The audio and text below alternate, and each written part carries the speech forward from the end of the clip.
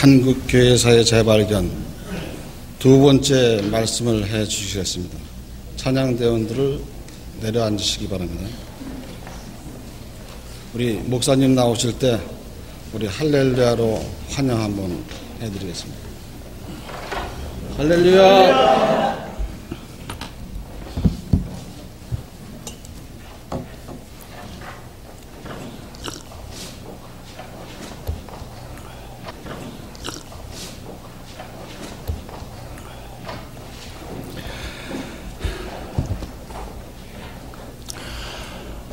오늘은 선교부 헌신 예배로 드리시네요. 선교부 부장님, 예, 선교부는 뭐 하는 데죠? 선교하는데, 선교하는데. 좋습니다. 오늘 그래서 지난주에 이어서 초대교회 우리 한국교회가 어떻게 됐는지. 오늘 사실 안희선 목사님께서 저한테 정보 주시지 않았어요. 지난주에 여성교 헌신 예배라는 것도 저는 모르고 왔고, 그다음에 오늘 선교부 헌신 예배라는 것도 모르고 왔고, 안희선 목사님하고 저의 관계가 그렇습니다. 이렇게 그러면 대화가 안 되는 제가 무조건 오래요.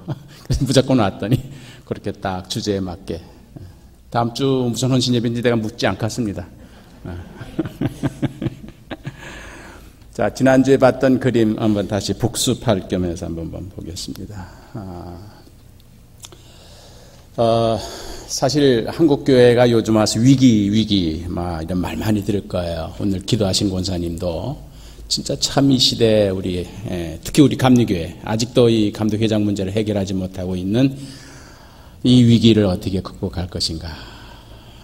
아마 그런 것이 우리 감리교인뿐만 아니라 기독교인은 다 요즘에 이 기독교인으로 산다는 게 얼마나 이게 참 괴로운지 드러내놓고 직장에서도 나 교회 다닌다고 이렇게 자랑스럽게 얘기할 수가 없는 그런 상황이 도대체 뭘까?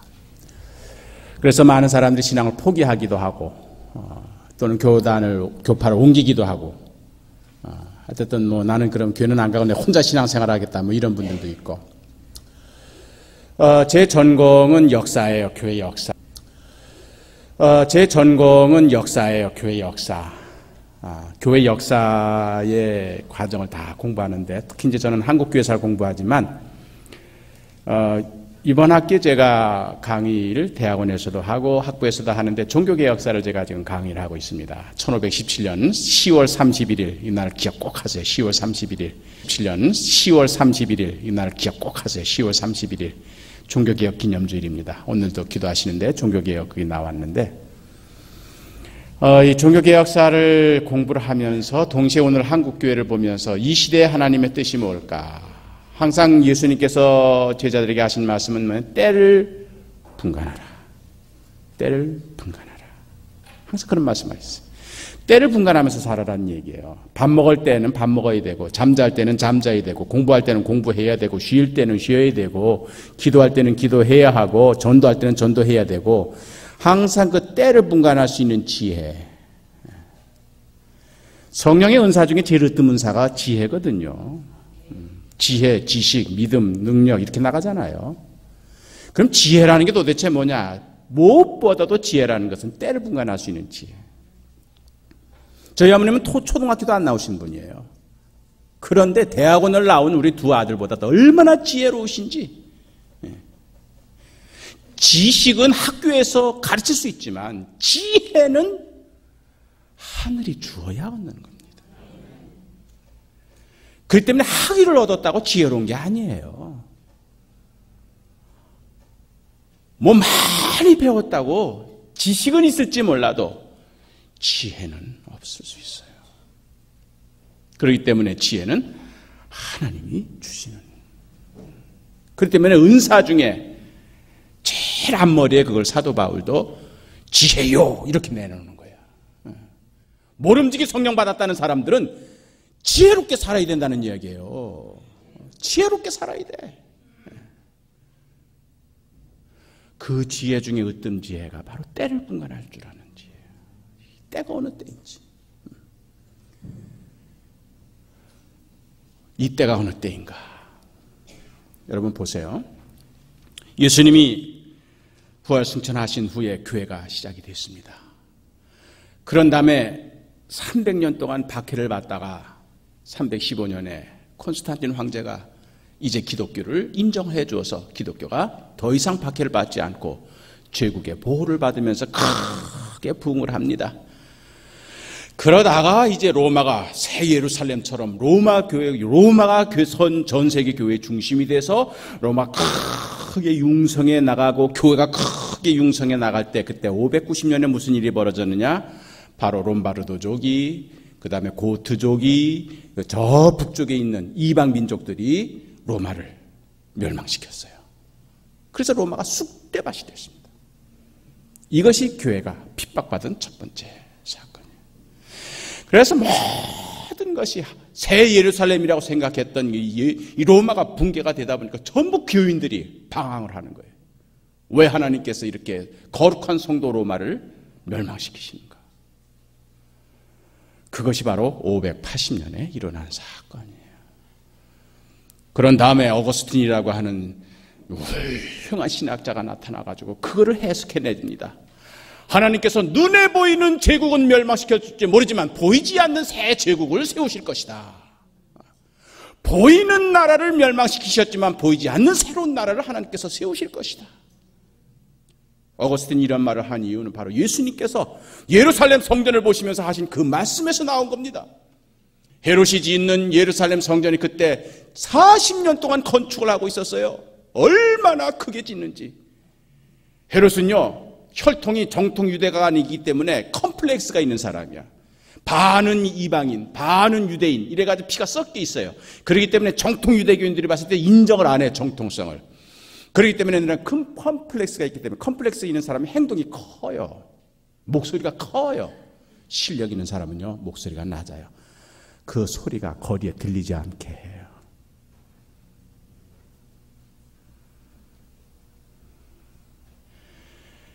바로 예수님께서 그 컴플렉스로 거대하게 짓는, 솔로몬의 성전보다 10배를 더 크게 지었으니까 온통 황금으로 치장을 하고, 그러면 백성들이 자기를 지지해 줄 줄 알고, 그래 컴플렉스를 극복하려고. 그래서 화려하게, 그래서 예수님 당시 그게 거의 마무리 단계예요. 봉헌을 앞둔 단계예요. 제자들이 화려하게 보고, 와 굉장합니다. 저거 완공되는 날, 저거 낙성되는 날, 우리의 이 잃어버린 이 자존심 다 세우고 이젠 드디어 예루살렘 성전이 다시 우뚝우뚝 섰으니 얼마나 이게 기쁜 일입니까? 했을 때 예수님께서 뭐라 그러셨어요? 돌 위에 돌 하나 남지 않고 무너지리라. 이 예수님이 하신 거예요. 지금 막 완공 단계에 있는 성전을 보고 예수님은 오히려 무너진다는 거예요.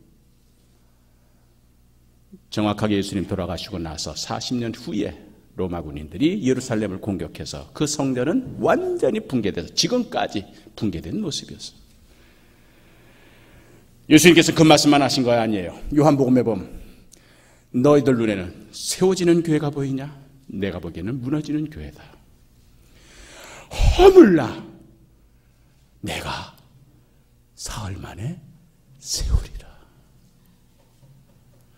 허물어라 내가 세우리라. 이게 주님께서 하신 말씀이에요. 예루살렘 성전에서 장사하는 사람들, 물건 파는 사람들, 돈 바꾸는 사람들을 막 몰아내신 다음에 이 제사장들이 와가지고, 레위인들이 와가지고, 바리새파 사람들이 와가지고, 율법학자들이 와가지고 막 예수님께 항의를 하는 거예요. 네가 누군데 이런 일을 하느냐? 우리가 합법적으로 장사하고 지금 합법적으로 다 이걸 종교 행위를 하고 있는데 네가 누군데 이런 일을 하느냐? 막 항의를 하는 거예요. 설기 등등해서. 그랬더니 예수님께서 딱 던진 말씀 딱 한마디예요. 너희가 허물라 내가 사흘 만에 세우리라. 우리 눈앞에는요 2개의 교회 샘플이 항상 있는 겁니다. 허물어지는 교회 샘플이 있고 세워지는 교회 샘플이 있는 겁니다. 근데 주어가 달라요. 허물어라 했을 때 주어하고 세우리라 했을 때 주어가 달라요. 누가 허물고 누가 세우느냐는 얘기예요. 허물어라 분명히 너희라 그랬어요. 너희가 허물라 그러면 내가 세우리라. 무엇을 허물고 무엇을 세운다는 얘기입니까? 눈에 보이는 교회를 허물면 보이지 않는 교회를 세우리라. 육적인 예배당을 허물면 영적인 교회가 세워지리라. 탐욕의 성전을 허물면 겸비의 은총의 성전이 세워지리라. 정욕의 성전을 허물면 성령의 교회가 세워지리라. 지금 우리 감리교회는 두 가지 샘플의 교회가 있는 겁니다. 무너지는 교회의 샘플을 우리는 수없이 언론을 통해서, 연회를 통해서, 지방회를 통해서, 총회를 통해서 보는 거예요.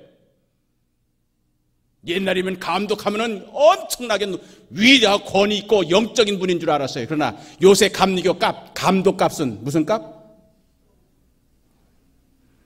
감리사 값보다도 더 못해. 보라옷, 보라색 옷, 우리 안희선 목사는 안 입은 게 얼마나 다행인지 몰라. 무너지는 교회의 모습이에요. 목사의 권위가 무너지고, 교회의 지도력이 무너지고, 목회자의 윤리가 무너지고, 와르르 무너지는 세계 최대의 교회라고 자랑했던 그런 교회들이, 신령 목사라고 했던 그런 목사들의 권위가, 지도력이 와르르 무너지는 모습이에요. 결국 이때는 어느 때인가? 예수님의 때와 마찬가지예요. 무너지는 교회의 샘플들이 우리 눈앞에 너무 많은 거예요. 허물라. 그러면 세우리라. 허물어야 세우는 거예요. 허물지 않고는 세울 수가 없는 거예요. 언젠가는 여러분도 성전 건축을 하실 터인데, 성전 건축하려면 제일 먼저 하는 게 뭐예요? 그 터 위에 있는 건물을 허물어 버려야 돼요. 그리고 다시 기초를 닦고, 그리고 거기서 새 성전을 짓는 겁니다.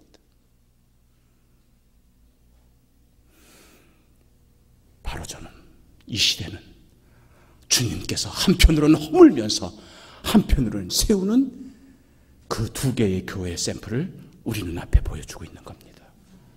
허물어야 할 교회가 어떤 교회인지를 보여주시고, 세워져야 할 교회가 어떤 교회인지를 보여주시는, 저는 제 제자들에게 그렇게 얘기를 합니다. 제군들이 신학교를 졸업하고 현장에 나갈 때 여러분의 눈앞에는 이 두 가지의 교회가 샘플이 눈앞에 펼쳐질 겁니다. 허물어지는 교회 샘플이 여러분들 교역자회 참석할 때마다, 지방에 참석할 때마다, 연회 참석할 때마다 허물어지는 목회자가 어떤 모습이고 허물어지는 교회가 어떤 교회인지 여러분은 볼 겁니다. 사람들 눈앞에는 화려하게 보일지는 모르지만, 우리 감독님, 우리 감사님하고 박수를 칠지는 모르지만, 속으로는 얼마나 격렬하며 얼마나 무시하며 마음 깊은 곳으로부터 우러나오는 존경이 아니라 입에 발린 말로 우리 감독님, 우리 감사님, 이러한 소리를 너희들이 들을 것이다. 반면에 주님께서 세우시는 교회의 샘플이 영안이 열린 자에게는 보일 것입니다. 어떤 교회를 세우시려고 하는지.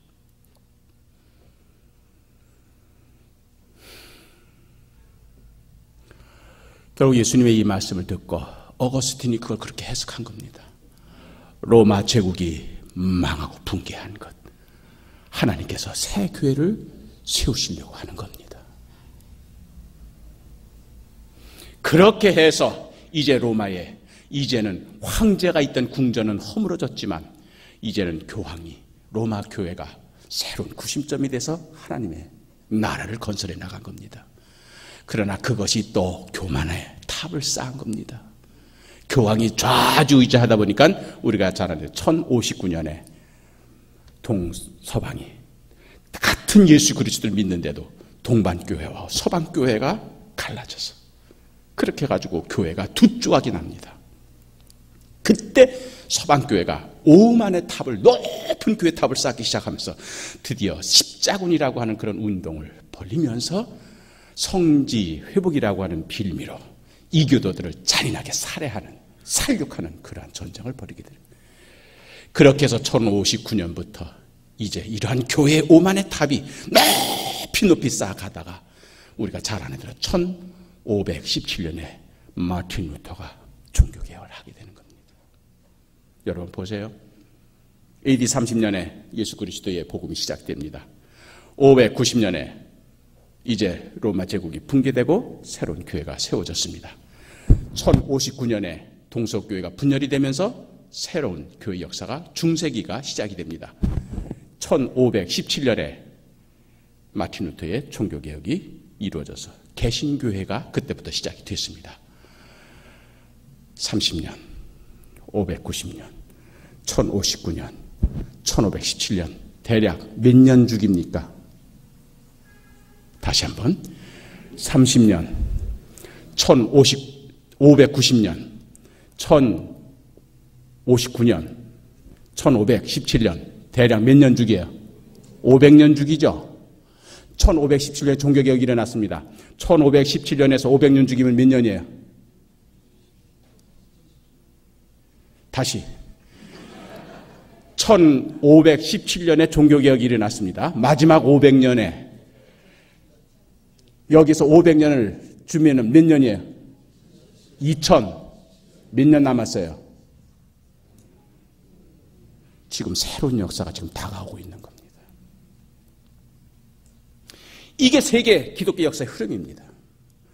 하나님께서는 당신의 교회가 타락하고 부패하고 썩을 때마다 500년 주기로 새 사람을 세우시는 겁니다. 그래서 그 교회를 다시 개혁해서 다시 세우시는 거예요.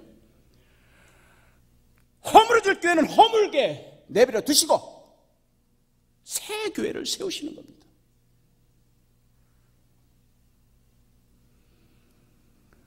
(590년에는) 어거스틴을 세우셨고 1059년에는 안셀림을 세우셨고 1517년에는 루터를 세우셨으면 2017년에는 누군지는 모르지만, 나 이덕준 아니에요, 누군지는 모르지만 작은 한 인물을 통하여 하나님께서는 세계 기독교 역사를 새롭게 변화시키실 겁니다. 왜? 교회가 타락할 때마다, 다른 말로 하면 교회가 돈 맛을 볼 때마다, 교회가 권력의 포로가 될 때마다, 교회가 세속으로 타락하고 무너질 대로 무너지는 그러한 추한 모습을 보일 때마다 하나님께서는 새로운 역사를 준비하시는 겁니다. 이제 이 때를 분간하라는 말이 무슨 말인지 이제 좀 아시겠죠? 이 수원 종로교회가 앞으로 2017년까지 무엇을 목표로 해서 나가야 하려는지, 소위 말하면 이 경기도 수원 지역에서 모교회라고 하는 타이틀을 가진 이 수원 종로교회가 허물어지는 교회의 그 샘플의 모습을 보여줘야 되는 건지, 아니면 주님께서 세우시는 교회의 샘플을 보여주셔야 되는 건지.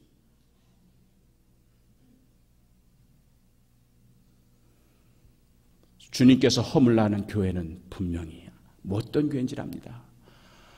뭐라 그러셨어요? 예수님이 왜 그렇게 분노하셨습니까? 예루살렘 성전에서 만민의 기도하는 집을 너희들은 강도의 구렬로 만들었다.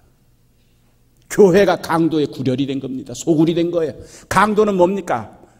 폭력을 휘두르는 게 강도들이에요. 교회 예배당 안에서 멱살잡이를 하는 게 강도들이에요. 돈으로 사람을 매수하는 것이 강도들이 하는 짓이에요. 폭력배를 동원해요. 목사가 조폭 두목 같아요. 예배당 안에서까지 사고 파는 것이 횡행합니다. 젓갈 팔고 뭐 이 새우젓 파는 거는 그래도 조금 눈 감아줄 수 있어. 감리사, 감독지까지 사고 파는 거예요. 장로지까지 팔고 사고 파는 거예요. 이것이 바로 예수님께서 분노하실 수밖에 없는, 강도 구렬로 만들었다. 원래 하나님께서 성전을, 교회를 세우신 이유는 오직 하나, 만민의 기도하는 집인데, 기도하는 집인데, 기도하는 집인데, 기도 소리는 들리지 않고 장사하는 소리만 들리고 싸움박질하는 소리만 들리고, 그러니 그 교회에 하나님께서 그냥 두시겠어요? 허물 수밖에 없는. 그러니까 주님이 화가 나가지고 허물어라, 제발 이런 거 허물어라, 내가 세우리라, 내가 다시 세우리라. 뭘 세우시겠다는 거예요? 말씀의 집으로, 기도의 집으로 다시 세우리라. 다른 데 가서 이런 얘기 별로 안 해요. 제가 존경하는 선배 목사님이 저를 불렀기 때문에 무슨 헌신 예배인지도 힌트도 주지도 않고 그냥 오라고 그래가지고, 이상하게 제 마음에 종로교만 오면 내가 고향교 온 것 같이 아무런 얘기를 해도 될 것 같은 생각이 들어서, 내가 이런 설교 여의도 가서 하겠어? 부르지도 않겠지만, 내가 이런 설교 금남교회 가서 하겠어? 부르지도 않겠지만, 종로교회가 그동안 말씀을 읽고 말씀을 묵상하고 말씀을 외우고 말씀을 쓰다는 이야기를 들으면서 주여 감사합니다. 이런 교회도 필요합니다. 진짜 이런 교회. 과거의 종로교회가 어떤 일로 유명했는지는 모르지만 진짜 2017년까지 종로교회는 말씀의 교회로 유명해지게 하옵소서. 전 교인이 성경 말씀에 그냥 완전한 포로가 되는 그런 교회가 되게 하옵소서. 거기서 한 걸음 더 나간다면 기도하는 종로교회 교인들이 되게 하옵소서. 그래서 말씀과 기도로, 말씀과 기도. 그 두 가지 외에는 교회 살 일이 없다는 거예요. 우리 주님의 말씀. 그 두 가지 외에는 거룩해질 수 있는 길이, 왕도가 없다는 거예요. 말씀과 기도 외에는. 여러분 다 외웠죠? 시작. 하나님께서 지으신 모든 것이 선함에 감사함으로 받으면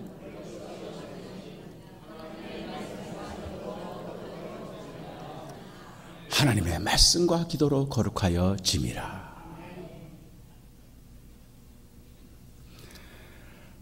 주님께서 세우시는 교회는 난생 처음 세상에 처음 나타나는 교회가 아닙니다.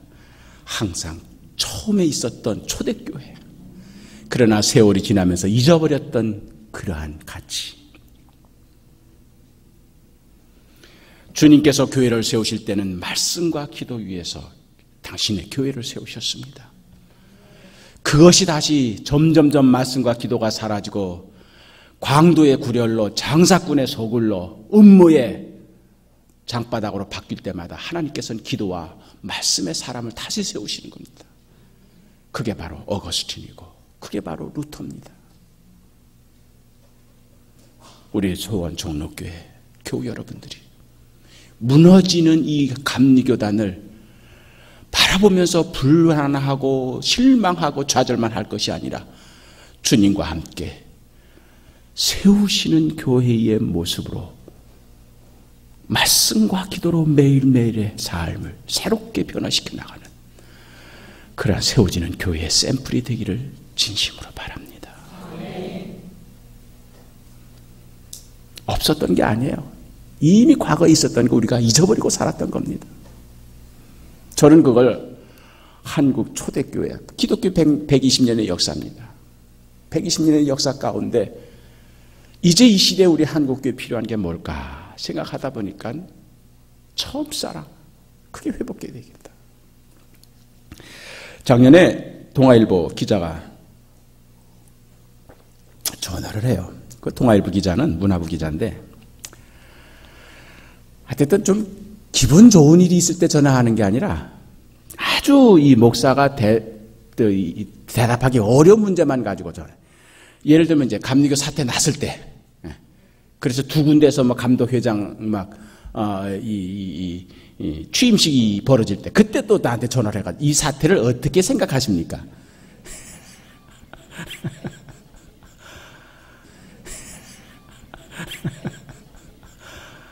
그러더니 또 작년에는 한기총 사건 그거 나니까 그래가지고 뭐 한기총 뭐 이 해체선 운동한다는 한편 막 그렇게 그때 또 전화를 해요. 한기총 사태에서 어떻게 생각하십니까? 아주 짓궂은 사람이에요. 그러니까 거기에 대해서 다들 대답을 안 한다는 얘기죠. 저는 솔직하게 다 대답했습니다. 한기총 해체돼야 되면 붕괴될 겁니다. 무너질 겁니다. 그건 무너지는 교회 샘플입니다. 뭐 이렇게 막 다 얘기를 했어요. 그래서 조금은 이 사태를 어떻게 해석합니까? 어떻게 보십니까? 딱 한마디예요. 나한테. 제가 이제 역사를 공부하는. 그래서 제가 그런 말을 했어요. 한국 기독교 120년 역사 가운데 참으로 놀라운 성장, 놀라운 부흥, 놀라운 발전을 이룩했어요. 전 세계 사람들이 다 놀라요. 그 120년의 짧은 역사지만 서양 기독교 2000년의 역사를 한국 기독교는 압축해가지고 다 체험을 했습니다. 이게 우리 한국 기독교 특징이에요. 그래서 우리는 이 압축을 잘해. 그래, 빨리빨리를 잘해. 작은 이 속성과, 제대로 3년 해가지고 간혹과정 이런 거 안 해. 우리는 6개월 단축, 압축. 우리는 시험 공부할 때도요, 그냥 초치기를 잘하는 거예요. 그냥 순간적으로 그냥 다 압축해가지고. 그래가지고 그냥 엑기스만 뽑아가지고. 이게 이제 우리 민족의 아주 특징이야. 그러니까 이 IT 산업의 최고잖아. 하기는 좁쌀을 젓가락으로 집을 수 있는 민족은 우리 민족밖에 없는 거예요. 그냥 그 집중을 해가지고 압축해가지고 그러다 보니까는 2000년의 기독교 역사를 우리는 120년 동안 압축해서 다 체험을 해버린 거예요. 2000년의 기독교 역사가 뭡니까? 순환과 박해 역사가 시작이 아닙니까? 얼마나 많은 순교자들이 로마 제국 하에서 얼마나 많은 순교자들이 나왔습니까? 그런 박해를 우리는 천주교도 그런 박해의 사건 조선시대에 얼마나 순교자들이 많이 나와서 바로 이 터가 천주교인들이 사형당한 터잖아요. 이 예배당 터가. 또 개신교도 신사참배 문제를 일제시대 때 6.25 때 얼마나 많은 순교자가 나왔습니까? 그 짧은 120년의 역사 가운데서 천주교는 수천 명, 개신교는 수백 명이 순교자가 나오는 거예요. 이 다른 나라에서는 볼 수가 없는 거예요. 이 순교자의 피가 있는 교회하고 순교자의 피가 없는 교회는 전혀 다릅니다. 터틀리안이 말한 대로 교회는 순교자 피 위에 세워지는 그게 성장하는 교회라 그랬어요. 순교자의 핏방울이 이게 씨앗처럼 딱딱딱딱 떨어지. 거기에 뿌려진 씨는 결코 헛되지 않는다.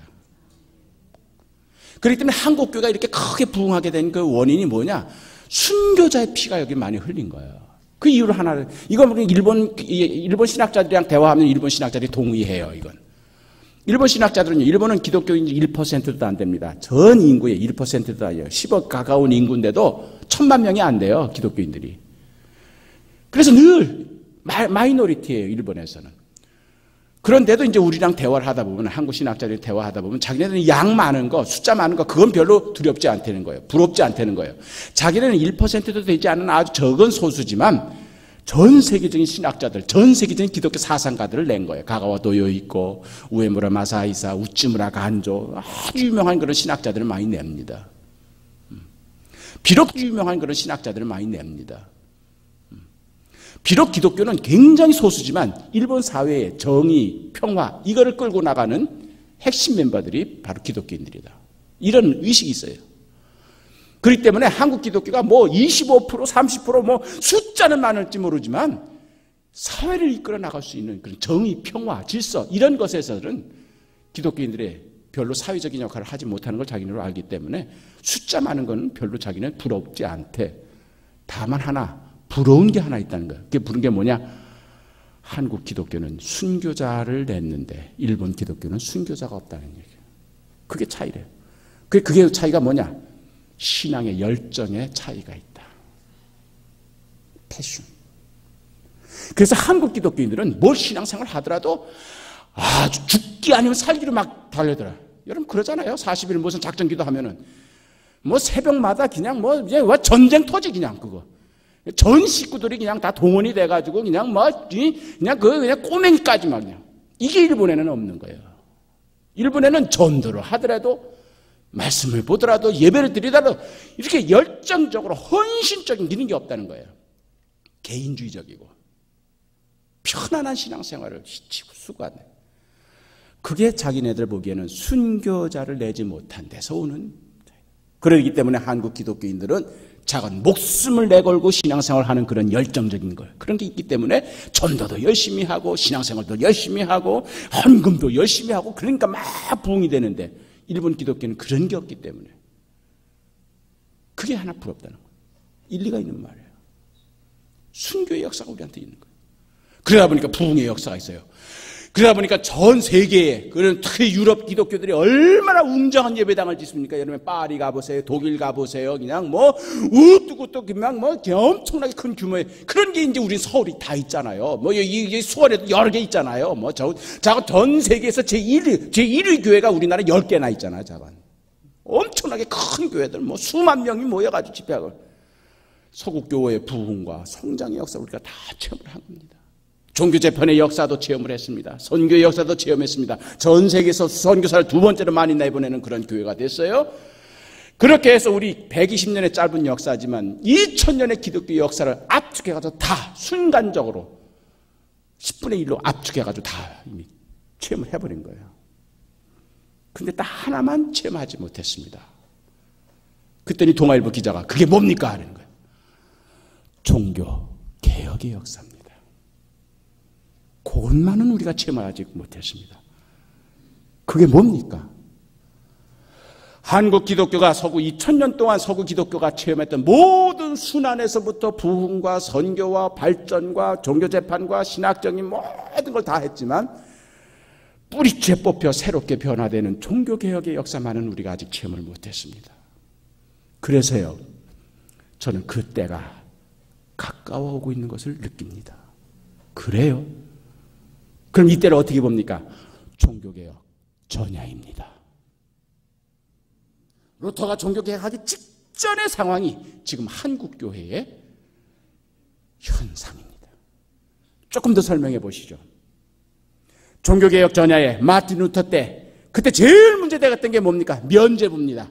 소위 말해서 구원을 돈으로 주고 파는, 사고 파는 그런 행위가 벌어졌던 겁니다. 헌금 액수가 물질이 기독교인들의 신앙을 사고 파는 겁니다. 축복을 사고 파는 그러한 물질주의적인 신앙관이 형성이 된 겁니다. 헌금을 많이 하면 하나님이 축복을 많이 주시고, 물질을 많이 봉사하면 하나님께서 많은 축복을 주시고, 면죄부도 그래서 여러 종류를 만들어가지고 금돈을 넣으면은 금딱지 면죄부를 줘가지고 그거는 순식간에 조상의 영혼이 천국으로 올라간다고 선전을 하고, 회개와 하나님 앞에 범죄했던 모든 죄를 회개하는 그런 증서를 돈 주고 사고 파는 그런 것이 바로 그때 뿐만 아니라 성직매매, 제일 심각한 루터 시대 때 제일 추악한 악, 소위 말하면 목회직을, 수도원 원장직을 돈으로 사고 파는 그런 일들이 비일비재. 제 제자들이 진짜 안타까운 것이, 교수님 지금은 졸업을 하더라도 나가려면 최소한 5천만 원이 있어야 된다니다. 왜? 은퇴하는 목사님 그걸 해줘야 되기 때문에. 언제부턴가 한국교회가 이런 문제로 어떤 목회자직을, 어떤 성직을 이제는 돈으로 계산을 해서 공공이 아니게 후임 목회자를 고르는데 왜 장로들이 돈을 요구하느냐는 얘기예요. 후임 목사들한테. 수원종로 얘기 아닙니다. 강화도 어느 교회 얘기예요. 200명도 모이지 않은 그런 교회에서 후임 목사를 하는데 장로들을 만나야 된다는 거예요. 만나는데 빈손으로 만나는 안 된다는 거예요. 예배당을 돈으로 사고 팔고, 목회직을 돈으로 사고 팔고, 목회자의 윤리가 제일 추악했습니다. 성직자들은 그때 당시 중세기에는 일단 주님 앞에 헌신하려면 3가지 약속을 해야 합니다. 절대 청빈, 옷 한 벌만 가지고 살겠습니다. 절대 청빈. 둘째, 절대 순결. 내 순결 오직 주님께만 바치겠습니다. 셋째, 절대 순종. 하나님께 절대 순종하겠습니다. 이 3가지 약속이 모든 사제들과 모든 수도자들에게 헌신할 때 바쳤던 약속입니다. 헌신할 때 바쳤던 약속입니다.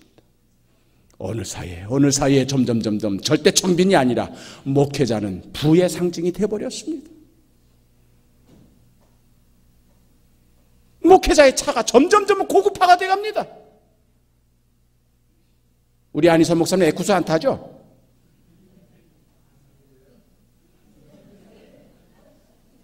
감사가 됐으면 됐지 왜 차를 바꿔요? 목사가 결국은 차의 배기가스 분량으로 목사의 급이 매겨지는, 절대 순결. 목회자의 윤리적인 타락은 어제 오늘 얘기가 아닙니다. 루터 당시에 숨겨놓은 신부들이, 숨겨놓은 아내들이, 숨겨놓은 여자들이 얼마나 많은지, 수도사들과 수녀들 사이에 이 불륜이 얼마나 많은지,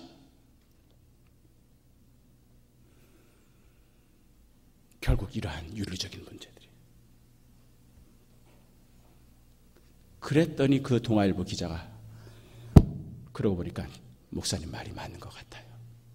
하루에도 수십 건이 자기 데스크에 온다는 거예요. 목사를 고발하는, 목사의 불륜을 고발하는, 유명한 거대한 교회의 목사들의 비윤리적이고 비도덕적이고 숨겨놓은 여자들에 대한 그런 폭로하는 그런 기사가 계속 정보가 온다는 거예요. 전혀 그게 새롭지가 않다는 거예요. 이제는 하도 많이 그런 걸 봐요. 그래 이 양반이 저랑 인터뷰를 한 다음에 동아일보 기사를 했는데 헤드 타이틀이 한국교회는 지금 종교개혁 전야. 이걸 갖다가 포부를. 그리고선 이덕주 교수 이래네.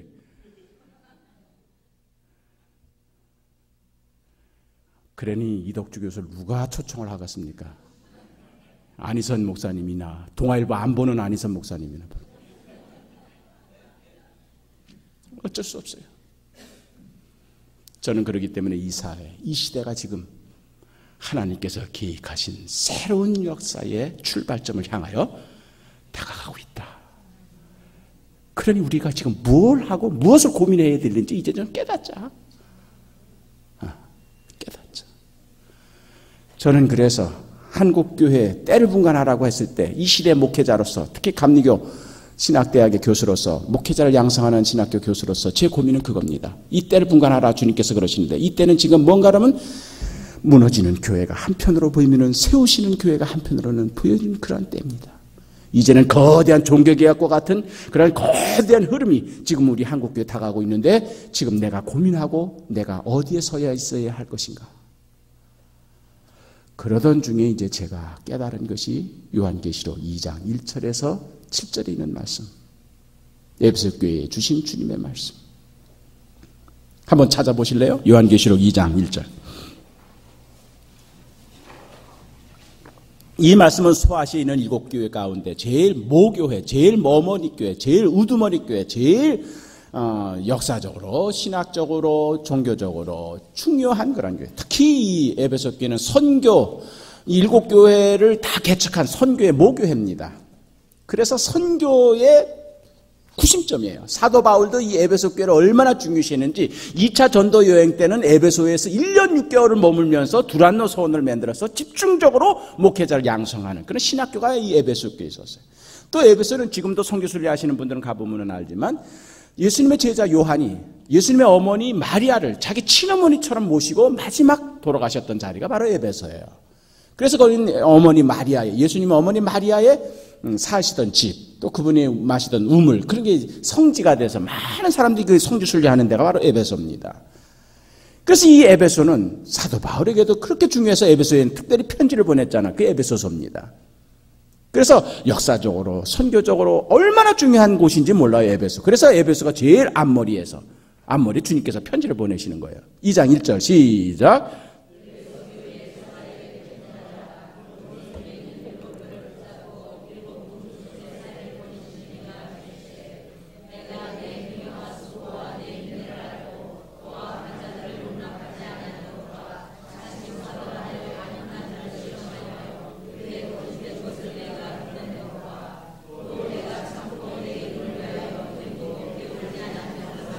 예, 얼마나 참 이 에베소 교회가 참 칭찬을 받았는지.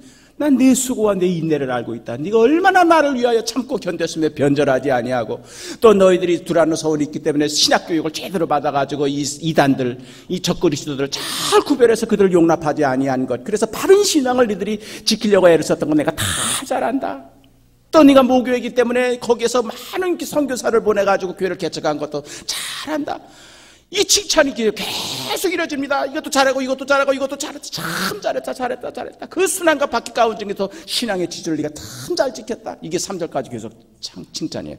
그런데 4절에서 이제 드디어 책망이 나옵니다. 시작.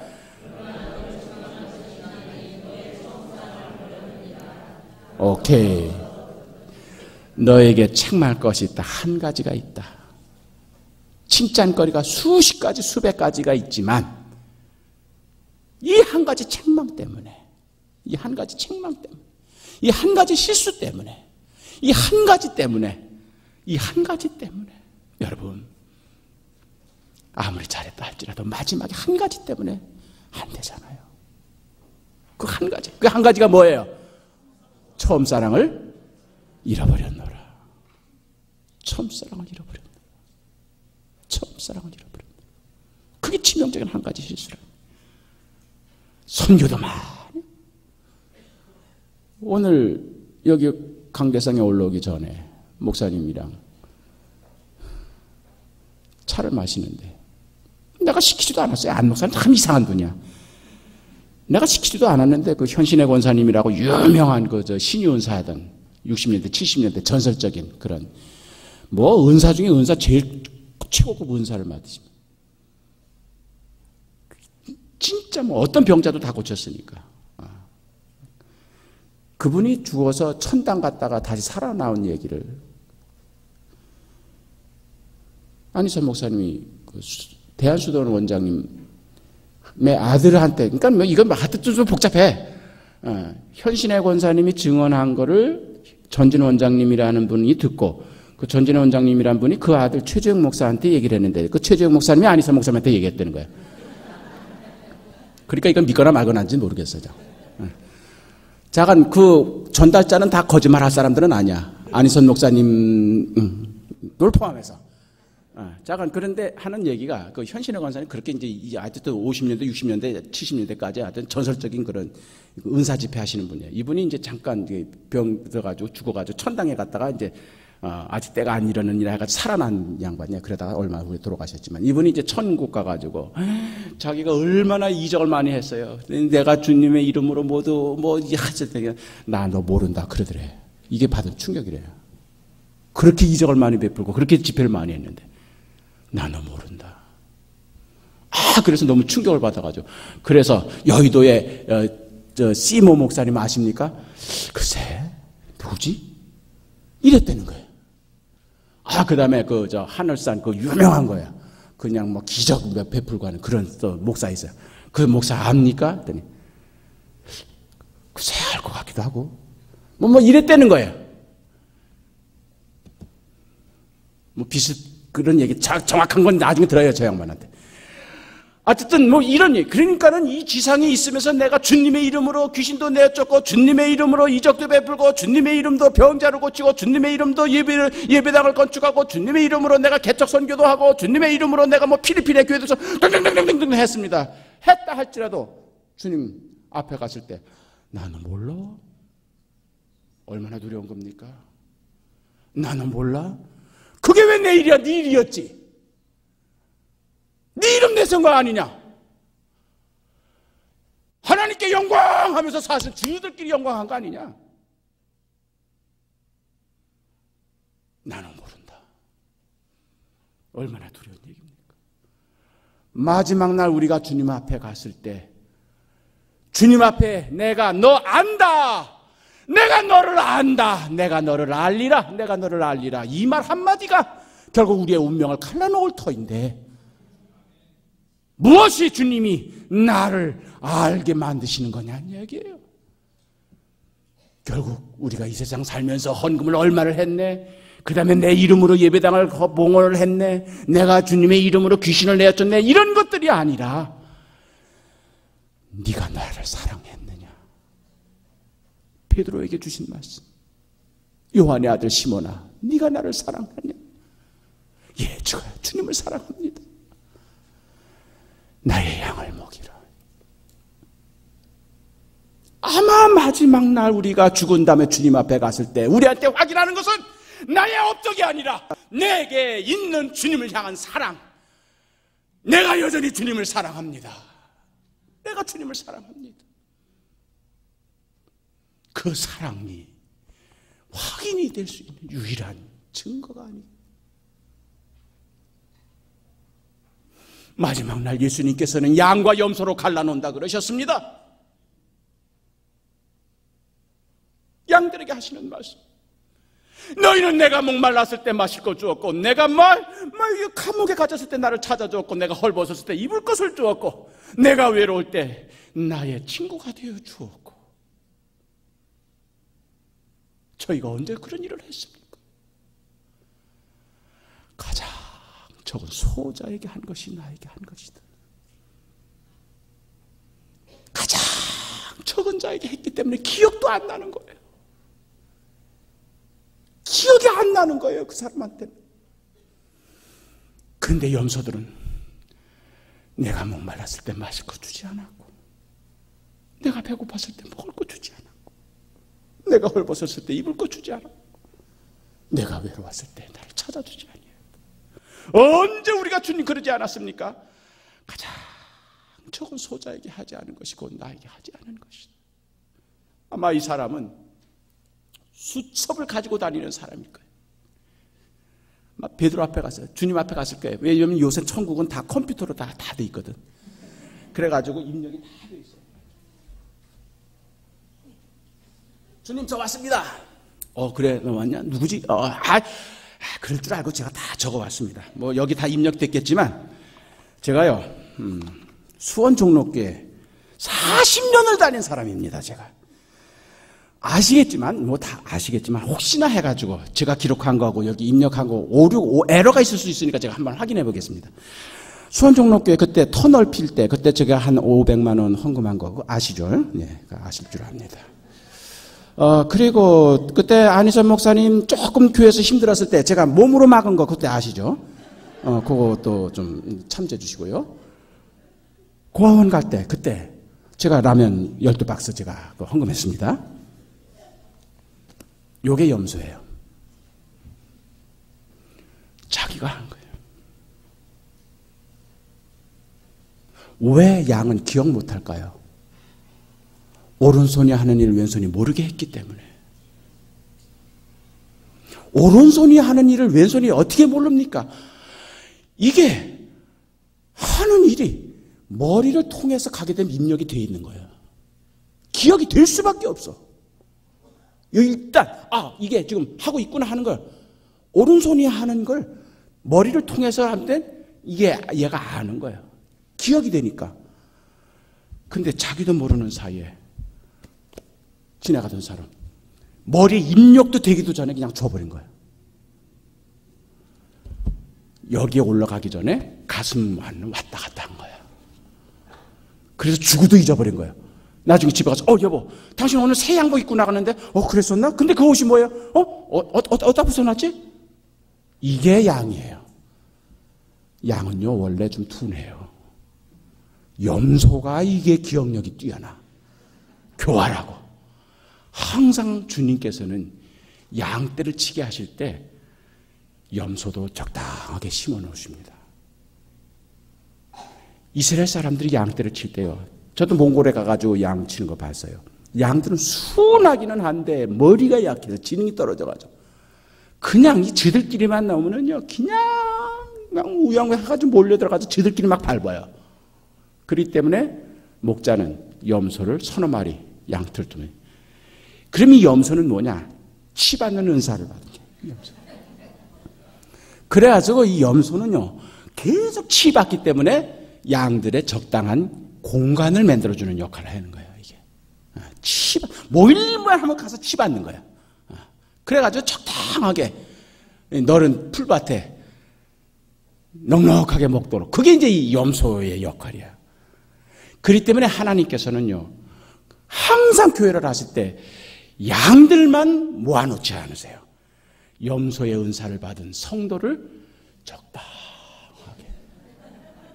그래서 이 염소의 은사를 받은 분은 회의할 때마다 치받는 그게 주어진 은사이기 때문에 할 수가 없어. 그냥 따지고 그냥 치받고 그렇게 해서 목회자로 항상 목회자로 하여금 긴장감을 갖게 해. 그렇기 때문에 목회자는 염소에게 강하게 감사해야 돼. 왜냐하면 양들만 모였다고 하면은 목회자가 타락하게 돼 있어. 자기가 잘하는 줄 알고. 그렇기 때문에 항상 염소의 은사를 받은 그러한 장로님, 권사님이 계셔서 이 목사는 늘 긴장하는 거. 얼굴만 봐도 긴장하는 거. 또 뭘 가지고 씹으려나. 또 뭘 가지고 시비를 걸려나. 그러면서 자기 자신의 모든 말과 행동을 점검하게 되어 있는 거예요. 여러분, 그 염소의 은사를 받은 분에게 마음 깊은 곳에서부터 존경과 감사와 측은함, 어쩌면 그렇게 염소의 은사를 받았는가. 그러기 때문에 집으로 왔을 때는 양과 염소를 갈라놓는다라는 거예요. 그게 마지막 종말론의 심판이야. 왜냐하면 잠잘 때 치받으면 안 되거든. 그렇기 때문에 마지막 날 양과 염소를 갈라놓는다. 우리가 주님 앞에 마지막 가는 날 뭘 했는가 깨알같이 적어가는 나의 업적을 가지고 갈 것이 아니라 내 마음에 변하지 않는 주님을 향한 사랑만 가지고 가면 되는 거야. 처음사랑, 처음사랑. 너희가 처음사랑을 잃어버렸노라. 그러니 어디서부터 잘못되었는지 반성하고 회개하고 처음 행위를 다시 하여라. 자, 4절부터 다시 읽으세요. 요한계시록 2장 4절 시작.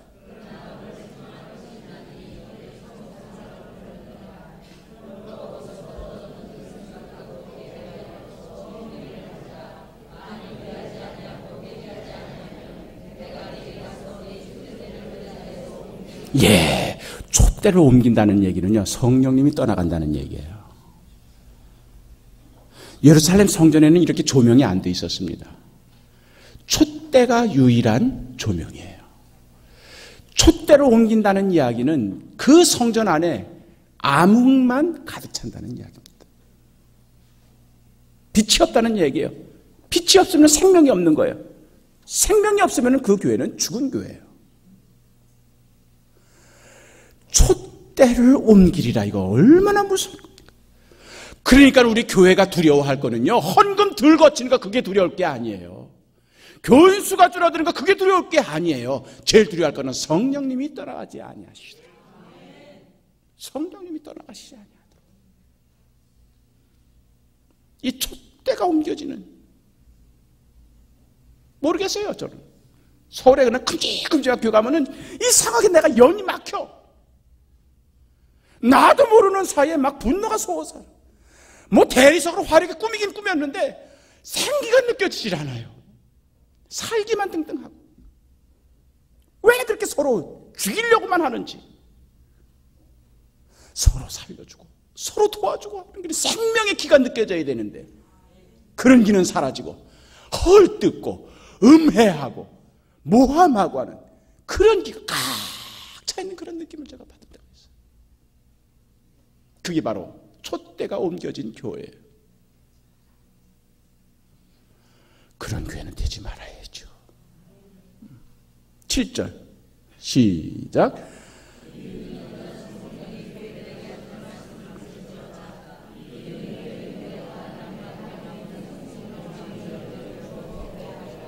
예, 그러니 아직까지 기회는 있다는 얘기예요. 지금 네가 선교사도 파송하고 교회도 짓고 뭐 그냥 뭐 순환도 받고 박해도 받고 환난도 경험하고 올바른 신앙을 지키기 위해 투쟁도 하고 등등등등등 많은 자랑거리가 있지만 지금 치명적인 위기에 네가 처해 있다. 이 촛대로 옮길까 말까 내가 지금 고민하고 있다는 거예요. 뭐 때문에? 오직 하나, 처음 사랑을 잃어버리는. 그러니 이 마지막 기회에 네가 처음 사랑을 다시 회복하는 거. 그렇지 않으면 촛대가 옮겨진다. 그러니 지금은 어떤 때냐? 사업 좀 중단해도 돼. 행사 조금 중단해도 돼. 뭐 선교사 파송하는 거 조금 늦춰도 돼. 지금 우선 해야 할 게 뭐냐? 처음 사랑을 회복하라. 그게 지금 시급한 거예요.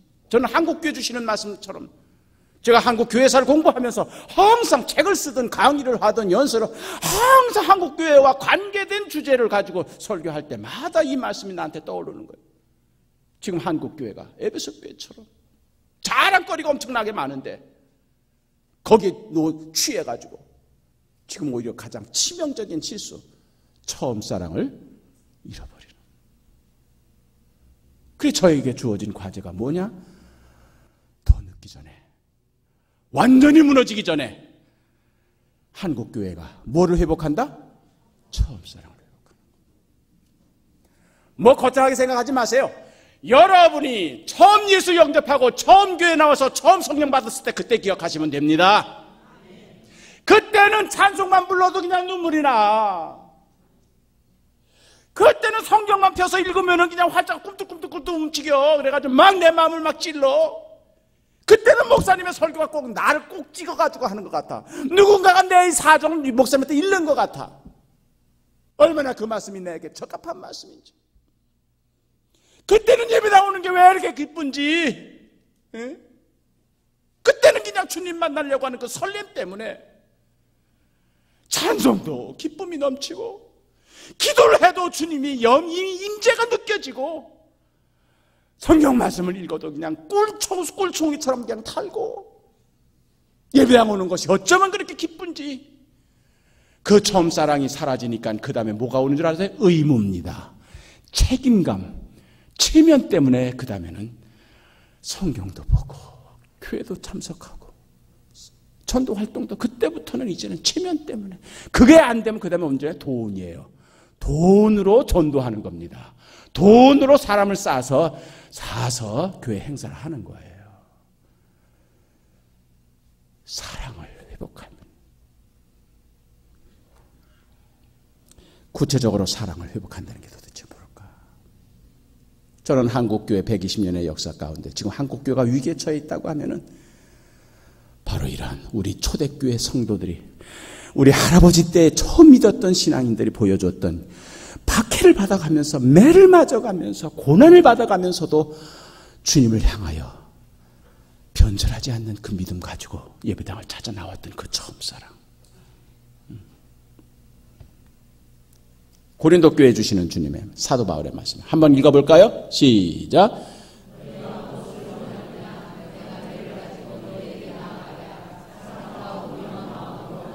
고린도 교회 교인이 지난 시간에도 얘기했지만 서로 싸웠잖아요. 서로 자랑거리 가지고 서로 그냥 그 얘기를 듣고 사도 바울이 이제 방문할 예정을 하고 있는 거예요. 그러면서 그냥 내가 지금 이게 갈등을 하고 있다 이게. 매를 가지고 가랴. 매를 가지고 가랴. 매를. 아니면은 온유한 마음을 가지고 가랴. 이게 지금 갈등을 이기고 있어요. 몽둥이를 가지고 가랴. 아니면은 온유한 마음, 사랑의 마음을 가지고 가긴. 제가 교회사를 할 때 우리나라 오늘 선교부기 때문에 선교에는 두 가지 샘플이 있습니다. 교회도 두 가지 샘플이 있다 그랬어요. 무너지는 교회가 세워지는 교회가 있다 그랬습니다. 마찬가지로 선교도 두 가지 샘플이 있어요. 가운데 영어로다가 제목 잡은 거 있죠. 영어 제목 한번 읽어보세요. 시작. 아직 방언인들이 조금 계시는데 미션, 선교란 말이에요. Not by force, 힘으로 하는 선교가 말고 but by love, 사랑으로 하는 선교. 이런 말이에요. 선교 두 가지 샘플이 있는 거예요. 힘으로 밀어붙이는 그런 선교. 힘은 이 육체적인 힘도 있지만 돈의 힘 이런 것도 있는 거예요. 그러니까 선교를 돈으로 하는 혹은 권위, 폭력 이런 걸 가지고 하는. 그 이슬람 막 이게 막 십자군 그런 게 다 그런 거예요. 한 손에는 코란, 한 손에는 칼, 한 손에는 성경, 한 손에는 무기 이렇게 해가지고 안 믿으면 죽인다 이런 식이에요. 이게 미션 바이 포스예요. 반면에 미션 바이 러브, 사랑으로 하는 선교. 제가 이 말을 왜 했습니까? 이게 컬럼버스가 한 말이에요. 저 기도를. 컬럼버스가 아메리카 대륙을 처음 발견하고 나서 하나님께 드린 기도의 저주봉이 나와요. 컬럼버스가 이제 아메리카 신대륙을 처음으로 발견했잖아요. 그래서 거기서 인디안들을 처음 만납니다. 원주민을 만나서 얼마나 불안했겠습니까? 원주민이 굉장히 폭력적이고 야만하고 그냥 미개하고 그런 줄 알았는데 인디안들이, 이 아프리카 인디안들이 얼마나 순박하고 얼마나 순수하고 얼마나 순진한지. 물 떨어지면 물 갖다 줘, 양식 떨어지면 옥수수 갖다 줘, 그냥 필요한 거 다 갖다 주는데 얼굴이 얼마나 선한지. 저들은 세례를 받지 않은 사람이에요. 저들은 예수를 모르는 사람이에요. 저들은 기독교의 기자도 모르는 사람인데도 어쩌면 그렇게 순진하고 착한지. 컬럼버스의 마음속에 만약에 하나님 나라가 있다면 저런 사람들이 하나님 나라 백성일 거다. 자기가 알고 있는 스페인 사람들, 포르투갈의 이 크리스찬들과 비교하면 이건 너무 천양지차야. 매주일 미사 참석하고 매주일 세례에서 성찬하고 그러면서 교회에 중요한 직책을 가진 사람이 얼마나 탐욕적이고 이기적이고 세속적인지 이런 자기 본국의 크리스찬들과 비교했을 때 이 사람들은 예수도 모르고 기독교 세례도 안 받았지만 얼마나 착하고 순진한지. 만약에 하나님께서 자기 나라를 세우시고 자기 나라 백성으로 받아들이신다고 하면은 스페인 자기의 모국의 크리스찬들을 받아들일 건가? 인디안들을 받아들일 건가? 콜럼버스가 그걸 생각하면서 이 순수하고 티 없이 맑은 이 사람들, 어린아이 같은 이런. 그러나 한편으로는 생각하니까 이제 자기가 신대륙을 발견하면 그 다음부터는 이제는 선교사들이 들어올 겁니다. 이 들어오는 선교사들, 이 선교사들이 어떤 일을 저질렀지 약간 감이 잡히는 거예요. 얼마나 폭력적으로 이제는 선교사들이 들어와서 일을 할지 거기에서 무릎 꿇고 기도한 내용입니다. 하나님, 이제 이 신대륙을 발견했습니다. 여기에서 장차 선교가 이루어질 터인데 I hope that would be a mission not by force but by love. 제가 바라기는 이 땅에서 이루어질 선교는 힘으로 밀어붙이는 선교가 아니라 사랑으로 하는 선교가 되게 하옵소서. 이게 바로 콜럼버스의 기도였어요. 그러나 그 기도대로 되지는 않았습니다. 얼마나 스페인의 이 기독교 군인들이, 병사들이 잔인하게 남북 아메리카, 중남미 아메리카의 인디언들을 살육하고 그들의 문화를 파괴했는지는 여러분 잘 아시지 않습니까? 그래서 남미의 해방신학이 나올 수밖에 없는 거예요. 그래서 기독교 선교에 대해서 남미에서 그렇게 분노할 수밖에 없는 거예요.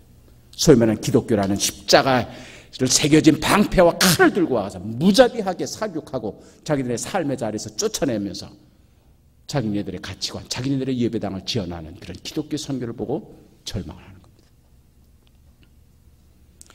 아시아의 여러 나라 가운데 기독교를 제일 늦게 받아들인 나라가 우리 코리아예요.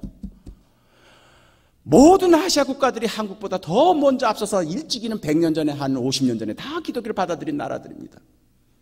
그런데 그런 나라들이 지금 제일 기독교가 선교가 어려운 나라가 바로 아시아에 다 대부분 있어요. 코리아를 제외하고는. 지금도 뭐 미국의 식민지와 같은 필리핀을 제외하고는. 왜 그랬을까요? 아메리카, 아프리카, 아시아의 모든 나라들이 그동안의 서구 유럽 기독교 국가들에 의해서 기독교 선교사들을 접촉했을 때 미션 바이 포스, 힘으로 밀어붙이는 그런 걸 체험했기 때문에. 말레이시아에 제가 교회 목회할 때 우리 교회에서 말레이시아 선교사를 파송을 했습니다. 말레이시아 선교지 방문을 하고 한번 제가 간 적이 있어요. 말레이시아는요, 지금 아시아 국가 가운데 제일 강력한 이슬람 국가입니다. 거기는 인구의 95%가 다 이슬람이에요. 그렇기 때문에 기독교를 전파할 수가 없어요, 공개적으로. 아주 저 숲속에 있는 오랑아슬리라고 하는 그런 원주민들이 아니고서는 기독교를 전파하면 안 됩니다. 종교경찰이 항상 감시를 하고 있어가지고. 그래서 기독교를 전파하는 거 알면 그냥 추방하는 거예요. 그런 가장 강력한 이슬람 국가가 됐거든요. 근데 왜 그렇게 이슬람 국가가 됐냐? 이 말레이시아라고 하는 나라는 이슬람 국가가 되기 전에는 영국의 식민지 지배를 받았어요. 200년 동안. 그래서 영국의 기독교 선교사들이 와가지고 곳곳마다 학교를 세우고 병원을 세우고 영국식으로. 그래서 말레이시아 영어가 영국식 영어이기 때문에 그래서 유학을 많이 가요. 미국식 영어가 아니에요. 그래서 영국으로부터 문화를 받아들이고 기독교, 개신교로 200년 동안 선교를 했죠. 그 전에 영국이 들어오기 전에는 300년 동안 스페인의 지배를 받습니다. 그래서 300년 동안 스페인이 카톨릭 국가예요. 그래서 거기에 또 카톨릭의 선교를 받습니다. 500년 동안 가톨릭 국가, 프로테스탄트, 기독교 선교사들이 와가지고 500년 동안 선교했는데도 순간적으로 이슬람이 들어오니까 50년 만에 이슬람으로 다 바뀌어버린 거예요. 95%가. 그래서 이슬람은 국가의 종교로 받아들인 거예요. 500년 동안을 선교했는데도 기독교 국가를 못 만들고 50년 동안 선교를 했는데 이슬람 국가가 돼버린 거예요. 도대체 이거 어떻게 설명해야 될 건가? 제가 거기 말레이시아의 현지인 역사학자라고 이 문제를 가지고 대화했더니 아주 날 무식하다는 듯이 이렇게 얘기를 해요. 그렇게 기초적인 것도 모르느냐는 듯이. 당신 말이 맞다. 우리는 이슬람 국가가 되기 전에 300년 동안 카톨릭의 지배를 받고 200년 동안 프로테스탄트 지배를 받았다. 그런데 이러한 스페인도 그렇고 영국도 그렇고 이런 기독교 국가들은 우리한테 와가지고 우리한테 뭘 가르쳐줬느냐. 병원도 세워지고 학교도 세워준 것도 있지만, 문명을 가르쳐준 것도 있지만, 결정적으로 우리를 노예로 사는 법을 우리에게 가르쳐주었다. 노예로 사는 법을 우리에게 가르쳐줬다. 그들은 우리에게 지배자로 왔다. 그래서 우리의 지배자로 군림을 하면서 우리를 하인처럼 부렸다. 그러면서 우리 영토에서 나오는 온갖 나무, 목재, 그 다음에 주석, 아연, 그 철광석들, 이 자연을 다 본국으로 가져가서 그걸 자기 영국 산업혁명에 이용을 하고, 결국 그들의 식민지가 돼서 자유를 잃고 노예처럼 사는 법을 우리에게 가르쳐줬다. 바로 그 꼭대기에는 누가 있었느냐? 주교가 있었고 감독이 있었다. 그런 다음에 이슬람이 들어왔다. 이슬람은 우리에게 뺏겼던 것을 우리에게 되찾아 주었다. 그리고 그들은 본국으로 가져가지를 않더라. 우리가 무엇을 선택하겠는가? 이게 바로 미션 바이 포스가 실패한 아시아 선교의 샘플입니다. 힘으로 밀어붙이면은 그때는 뭔가 받아들일 것 같이 보이지만 힘으로는 사람의 마음을 열지 못하는 겁니다. 일본이 우리를 36년간 지배했지만 우리 민족의 마음을 얻지 못했던 것은 그들이 폭력으로 힘으로 우리를 지배하려고 했기 때문에 우리가 마음을 열고 일본을 받아들이지 않았던 겁니다. 마찬가지로 아프리카, 아메리카, 아시아의 모든 나라들이 힘으로 이처럼 밀어붙이는 서양의 모든 나라들이 힘으로 이처럼 밀어붙이는 서양 선교사들의 그런 폭력적인 선교에 마음을 열 리가 없었던 겁니다. 그게 아시아 선교가 실패한 이유예요. 그렇기 때문에 사도 바울 선생님의 저 고민이 지금도 마찬가지. 우리가 선교사를 파송할 때 아마 종로교에서도 해외 선교사를 지원을 할 겁니다. 여러분이 파송한 선교사가 지역에 가가지고 매를 들고 다니는 그런 선교사인지 아니면 사랑을 가지고 다니는 선교사인지, 힘으로 밀어붙이는 선교사인지 사랑으로 섬기는 선교사인지. 저 한 100년 전에 우리나라에서 이루어진 거예요. 아주 시골길에서 어떤 서양 선교사가 논두렁길에서 우리 조선 선비를 만났습니다. 뒤에 4인교를 타고 가다가 논두렁길 좁은 길에서 만나가지고 내려서 지금 뭘 하려는 것 같아요?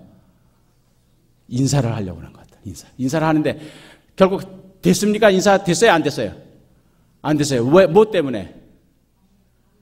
방법이 다르, 문화가 다르니까. 서양 선교사는 자기 식대로 뭘 하려고 해요? 악수를 하려고. 그때 한국 사람은 절을 하려고. 그래가지고 엉거주춤해가지고 지금 저렇게 정지가 돼 있어요. 저 상태로 지금 120년 동안 저러고 있죠. 자, 저게 뭐냐? 선교는요, 낯선 문화와의 만남입니다. 서로 낯설어요. 여러분이 결혼했을 때 처음부터 저 사람은 내 짝이야. 이거 거짓말이에요. 하나님께서는요, 정반대의 사람을 만나게 해주십니다. 이거는 결혼의 신비의 원칙이에요. 절대로 똑같은 사람을 안 만나게 하십니다. 생각, 습관, 버릇 완전히 정반대 사람을 항상 하나님은 짝지어 주셔요. 그러니까 여기 결혼 안 하는 우리 젊은이들은요, 그렇게 예상하면 돼요. 내 짝은 나랑은 정반대다. 무조건 정반대다. 아예 그래고선 결혼해야지 마음 편하지. 왜?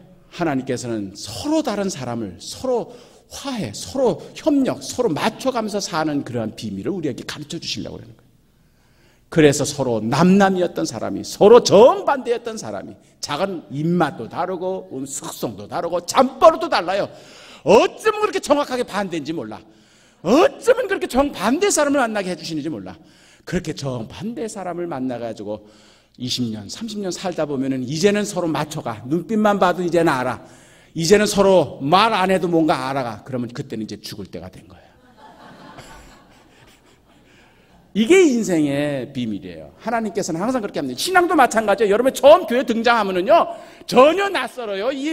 그냥 노래하는 것도 이상하고, 그냥 기도하는 것도 더 이상하고, 교회 처음 등록해보면은 교회 안에서 하는 게 모든 게 다 이상하고 참 낯설어요. 제일 이해하지 못하는 거는 꼬박꼬박 자기 소득의 10분의 1을 아무 이유 없이 돈 내주는 거. 저 목사가 뭔데 목사가 저거 다 가져 이러는 거예요. 이거 전혀 이해할 수 없는 거예요. 그런데 그런 걸 기쁜 마음으로 하는 거 이 종교인들 아니면 전혀 이해를 못하는 거예요. 전혀 낯선 문화예요. 그런데 그것이 점점 5년, 10년, 20년 지내다 보면은 그게 다 익숙해지면서 기도도 익숙해지고 말씀도 익숙해지고 찬양도 익숙해지고 그래서 이게 신앙이구나. 이게 이제 믿음이구나. 이렇게 해서 신앙생활을 하는구나. 그러면 이제 갈 때가 된 거예요. 목회도 마찬가지예요. 목회 초년병 때 제일 힘든 게 이 새벽 기도야. 20대 중반이 신학기 졸업하자마자 목회 현장에 가면 제일 이거 누가 새벽 기도 만들어가지고 이게 20대 청년 얼마나 이 아침잠이 많은데 그걸 가지고 그냥 꼬박꼬박 또 70, 80 먹은 노인네들은 꼬박꼬박 4시부터 나와가지고 축축 앉아요 예배당에. 그러면은 이게 젊은 목회자들은 그거 시간에 저 자명정 서너 개씩 해놓고도 못 깨.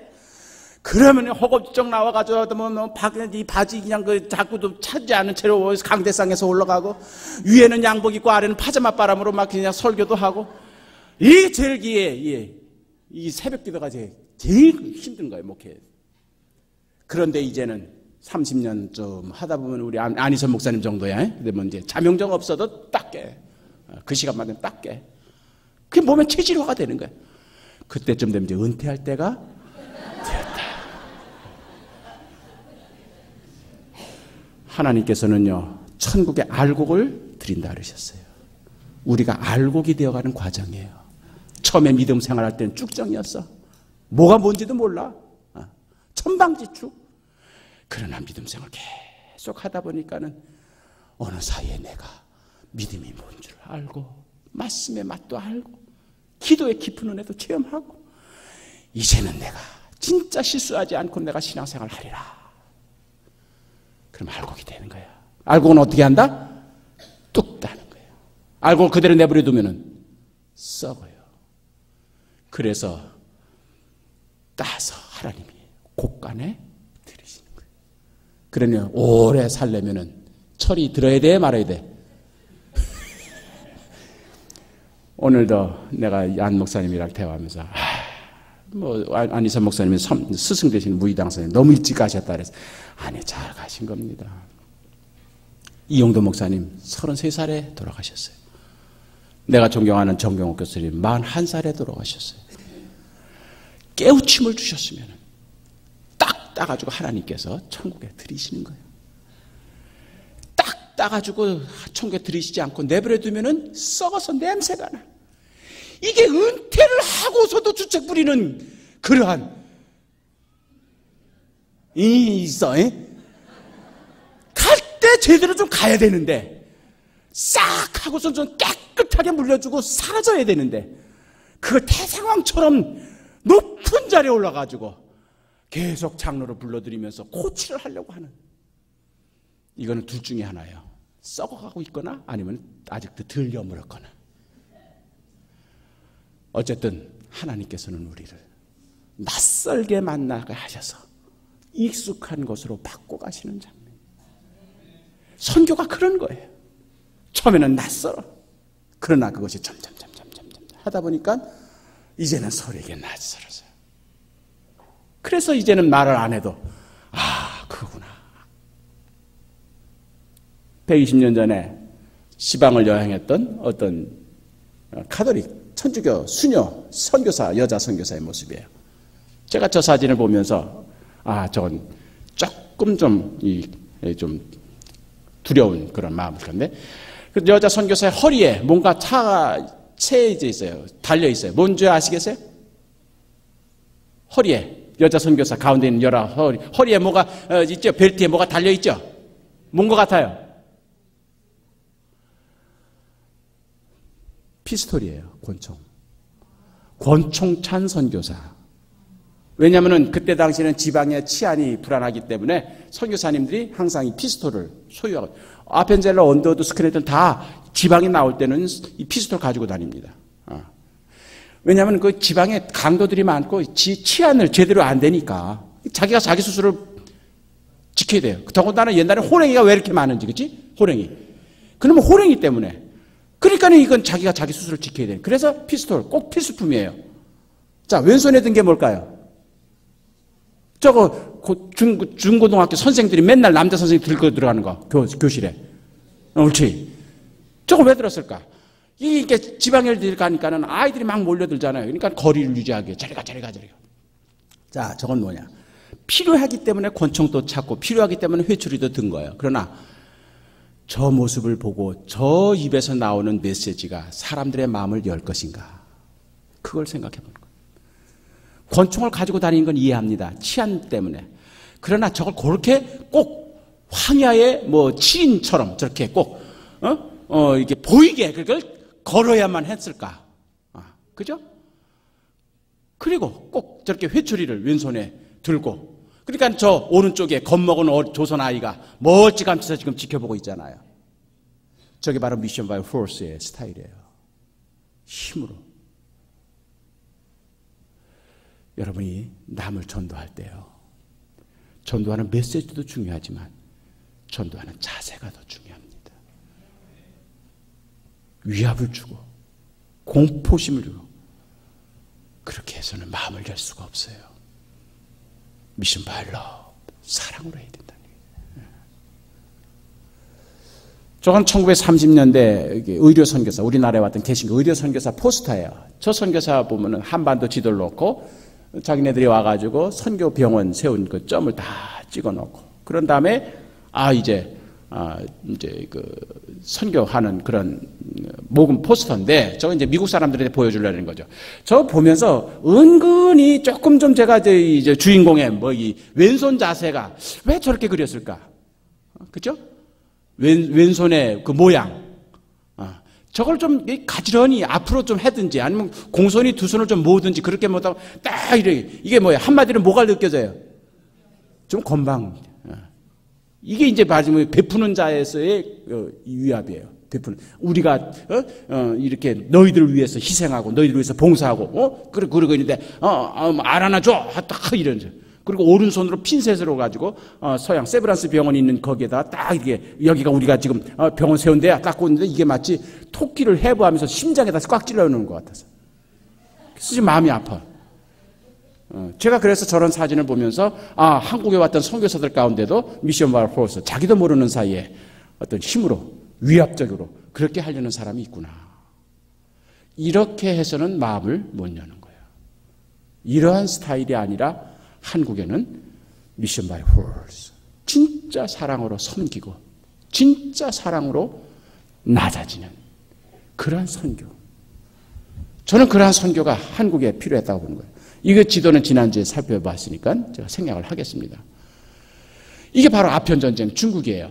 그래서 중국에서는 이 아편전쟁, 이때 기독교 선교사들이 아편전쟁 때 중국을 점령을 하고, 그 다음에 이제는 선교사들이 대거 들어갔거든요. 그러다 보니까는 중국에서는 기독교 역사가 뭐로 시작했느냐? 아편전쟁으로부터 시작하는 거예요. 근데 중국 기독교사는 아편전쟁이 제1장 제1절이에요. 그러니까 중국 사람들은 기독교를 어떻게 받았느냐? 아편전쟁 때문에 받아들였다, 이렇게 되는 거예요. 아편전쟁은 아시아 사람들한테, 중국인들한테 치욕의 전쟁이에요? 영광의 전쟁이에요? 치욕이에요. 동인도 회사라고 하는 이 영국의 식민지 회사가 아편을 만들어가지고 중국 사람들한테 막 갖다 팔아가지고, 그래서 경제적인 착취를 하고 아편으로 중국 사람들의 정신을 다 망치게 하고, 그러면서 그거에 대해서 저항하려고 했더니 그걸 무력으로다가 지배해버리고 공격을 해가지고 아편전쟁을 일으킨 것 아닙니까? 그래서 영국, 프랑스, 독일 이 세 나라가 결국 중국을 점령을 하고, 그 다음에부터는 이제는 선교사들 쫙 들어가가지고 마을마다 교회를 세우는 거예요. 그래서 중국 선교가 급속하게 성장을 했지만 마오쩌둥 문화혁명, 공산혁명 때 싹 사라져버리잖아요. 완전히. 이게 중국 인민들의 마음을 얻은 거예요, 못 얻은 거예요? 못 얻은 겁니다. 아시아의 나라들이 대부분 그렇게 선교사들을 접촉을 하는 겁니다. 일본도 마찬가지예요. 아까 말씀드린 말레이시아도 마찬가지입니다. 베트남, 태국, 인도 모든 나라들이 이렇게 힘으로 밀어붙이는 그런 서양 국가들의 선교사들에 의해서 복음을 받아들입니다. 그래서 아시아 나라가 기독교 복음화가 그렇게 낮아질 수밖에 없는 거예요. 우리나라도 그러한 위험이 있었던 겁니다. 이 규칠라프라고 하는 분, 지난 시간에 말씀드렸습니다. 1832년에 우리나라 최초로 접근해왔던 프로테스탄트 선교사인데, 저 양반이 타고 왔던 배가 무슨 배냐? 제대로 시험은, 아니 이게 무슨 배라고 써있나요?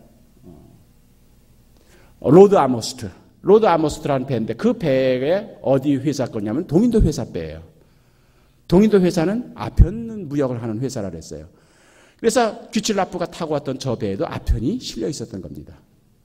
동인도 회사의 비밀, 영국에 보관되어 있는 동인도 회사 문서를 보면은 귀칠라프라는 저 선교사가 아편을 상당히 많이 팔았던 탑 랭킹에 올라가는 선교사 중에 한 명이에요. 그래서 아편을 많이 팔았대요. 그래서 그 공로로 나중에 귀칠라프는 홍콩 총독이 됩니다. 동인도 회사에 의해서.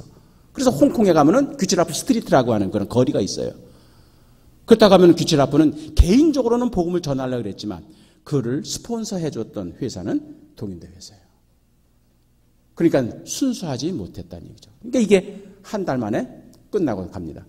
토마스 목사 마찬가지예요. 저분이 타고 왔던 배가 어떤 배냐? 제너럴 셔먼이에요. 그래서 이게 바로 미국 무역선입니다. 저 배에 대포가 있었어요. 그래서 그 대포를 쏘면서 대동강에 들어오다 보니까 결국 우리가 이 주민들이랑 충돌이 벌어져가지고 저 배가 불타고 그때 이제 희생된 거죠. 그러니까 귀칠라프도 그렇고 토마스도 그렇고 개인적으로는 복음을 전해야 되겠다고 하는 선교적인 관심을 가지고 왔지만 그들을 태워가지고 온 배의 정체는 그들을 스폰서해 주었던 그런 회사는 정치적으로 경제적으로 집계하려고 하는. 그렇기 때문에 여긴 미션 바이 포스의 가능성이 있었던 거예요. 이 두 접근의 시도가 실패했습니다. 대원군 때, 순종임금 때. 저는 이 대목에서 얼마나 감사한지 몰라요. 만약에 저런 식으로 귀칠라프나 토마스가 성공했더라고 하면은 우리나라도 다른 나라와 똑같이 미션 바이 포스 스타일로 한국 선교가 이루어졌을 거예요. 그래서 힘으로 밀어붙이는 그런. 그래서 중국처럼, 일본처럼, 말레이시아처럼, 멕시코처럼 그런 식으로. 그래서 기독교가 말이야 우리에서 군림하는, 지배하는 이러한 기독교로 한국 사람들이 받아들였을 가능성이 큰 거죠. 근데 그런 것이 실패했습니다. 얼마나 감사한지. 그리고 정반대로 지난 시간에 얘기했던 대로 한국에서는 바로 성경을 통해서 먼저 들어왔잖아요. 그렇죠? 그래서 이 로스 목사를 통해 가지고 만주에서 성경을 번역해 가지고 그것이 우리나라의 복음으로 들어오게 오히려 방향을 전혀 바꿔놓으신 거예요. 그 대목에서 미션 바이 포스가 한국에는 성공했다 실패했다? 실패한 거예요. 이 대목이 얼마나 제가 감사한지 몰라요. 그게 실패하고 오히려 미션 바이 워드, 미션 바이 바이블, 미션 바이 러브 성경 말씀이 먼저 한국에 들어오면서 이제 우리 민족의 마음을 열게 되었던 것이죠. 저는 그 대목에서는 하나님께 감사한, 하나님께서 우리 민족을 미션 바이 포스 스타일로 시작하게 하지 아니하시고 그것을 실패하게 하셔서 다른 패턴의 선교사를 우리에게 보내주셔서 미션 바이 러브의 스타일로 우리의 마음을 열게 해주신 하나님께 감사한 거죠. 그런 면에서 저는 대원군에게 고맙게 여기고 우리의 조상인 전주희 씨에 대해서 고맙게 생각을 하는 거예요. 오히려 그런 폭력으로 힘으로 밀어붙이는 선교는 실패하게 하고 그 다음에 사랑으로 섬기는 그러한 선교를 우리에게 보여주시는 거죠. 그 샘플은 다음 시간에 보여드리도록 하겠습니다. 어쨌든 하나님께서 우리 민족에게 이제는 뭘 원하시는지 때와 기한을 이제는 분간하라 말씀을 하셨습니다. 저 이때는 처음 사랑을 회복할 때이다.